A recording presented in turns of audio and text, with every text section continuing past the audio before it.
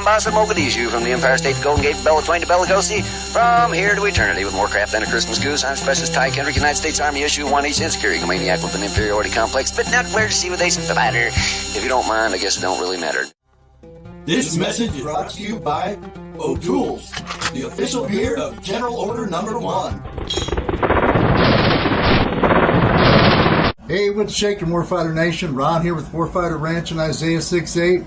Happy Red Friday. Don't forget to remember, everyone deployed, including Jesus, who deployed after the original Red Friday. So this is really less of a Mograt story and more of a seasonal tale. This is the season that it started for me. It happened to be in Mogadishu, but it also carried through my career and what I come to call TRIGGERVERSARIES. All of mine are centered pretty much between the beginning of September and the end of December. So once again, I find myself here in what I used to call the silly season, back when I hadn't really addressed any of the issues I had compressed over the last 3 decades. Years later, it developed into a season of mourning, a time when anniversaries still stung very deeply. I had a ton of support, yet it was a repeated season of agony. It was a time I came to dread. Even when I'd seemingly forgotten or not paid attention to the calendar, somehow your soul informs you. Many of you know what I mean by this. You can just feel it in your bones.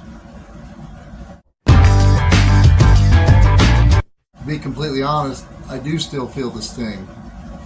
But I've learned to embrace the suck, so to speak, that James speaks of in chapter 1, verses 2 through 4.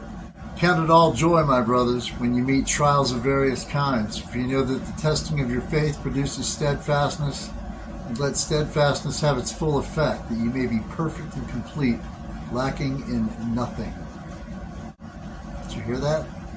And as you all know, there is always a cost that must be paid. It just depends on who will pay it.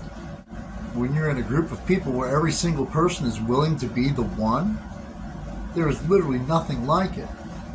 I've published 4 books, and I still haven't even come close to describing it yet. I can only tell you that only God could have put you there. But it just might take you the rest of your life to figure out why.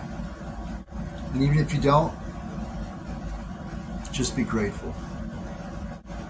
Our community often speaks of many deep topics, many that go mostly unspoken outside of our own circles. God spared the 99% of our American family from the horrors of war. God bless them all. But that doesn't necessarily mean that we weren't spared as well. Sure, our lives, our bodies, other things are broken as they may be, survived the worst. But it doesn't always feel that way, does it? We gather and speak of our past, only now realizing that our seniors back then weren't lying when they said we'd be talking about these days in uniform for the rest of our lives. And we thank God for the life that He chose for us. And it might even be appropriate to quote old Billy Shakespeare at this point. But I say, why do that when you can use General Garrison's Battlefield Memorial version instead? We few, we happy few, we band of brothers. For he today that sheds his blood with me shall be my brother. This day shall gentle his condition. And gentlemen in England now abed shall think themselves accursed they were not here, and hold their manhoods cheap whiles any speaks. And as warfighters, we do in fact see this in other men, and even some women. Those that were gonna. No judgment here. Their journey was simply not ours, and ours was not theirs. We laugh till our belly hurts as we relish the times when wrinkles didn't fill our faces like the contour lines of our old battle maps. Times when we dared just because we could, and times when men better than us gave their last full measure, half a world away in the name of that most precious and beloved possession we call freedom. It is a gift that the value of which our country of late seems to have forgotten. Take a look at it through this lens. This last full measure for many is the price of maintaining the priceless gift, not just our freedom as a nation, but the freedom of eternal life that Christ died for us here on earth. We cherish that surprise phone call or unexpected text message from Doc, however inappropriate it may be. But you always let it slide, because he's the guy that stood in the breach. That foggy place in war where the devil himself attempts to snatch another life, and Doc absorbs the full brunt of battle at his back while doing anything, and I mean anything, to save yours. We share in the joy when our Joes have families of their own, and now, for some, even grandchildren. For some, that means we're old. For others, wisdom has taught us that we're blessed to have lived this many days. And as the years go by, inevitably, we mourn together once again at the passing of our own each year. Perhaps fewer things hit deeper than this, either in war or, yes, even decades later. But in celebrating their lives as well as their stepping into eternity on the battlefield or even afterwards, we owe it to not only them, not only ourselves and our families, but most especially to our Creator, who blessed us for a lifetime with even the brevity of their company.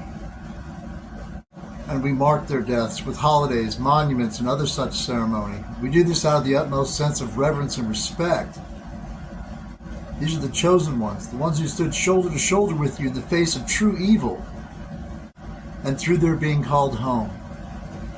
But they are thusly, justly, and divinely promoted into God's very presence.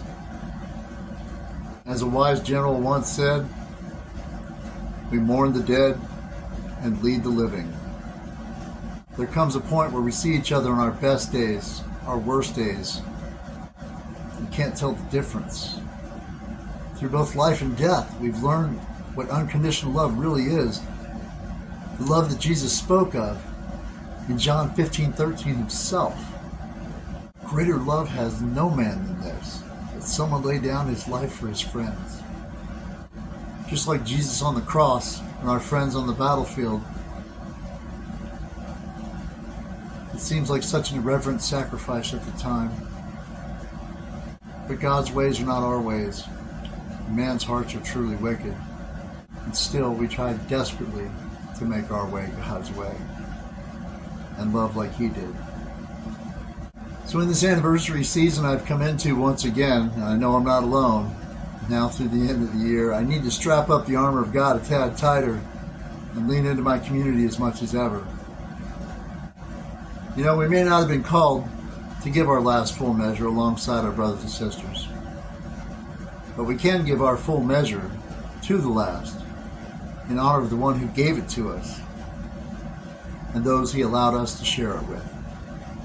If you do feel lost in this season or any other, reach out for Jesus, and not only will He reach back, but fight this and every battle for you. He's done it for me for over 30 years, and not only do I have every reason to believe that He won't stop, I have every confidence that He won't.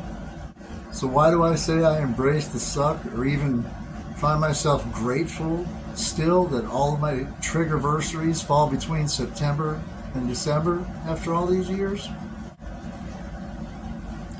You bet. In His infinite wisdom, God has seen fit to place them all during the season of perpetual hope. That's it for this message. You've got your spiritual chow. Pass it on to the next troop. Next mission time now.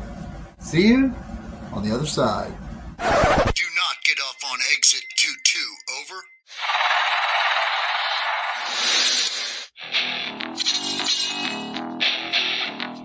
We're cleared hot at this time. Smoke Vet 6. This is Smoke Jumper 7. Roger that. Next mission time now.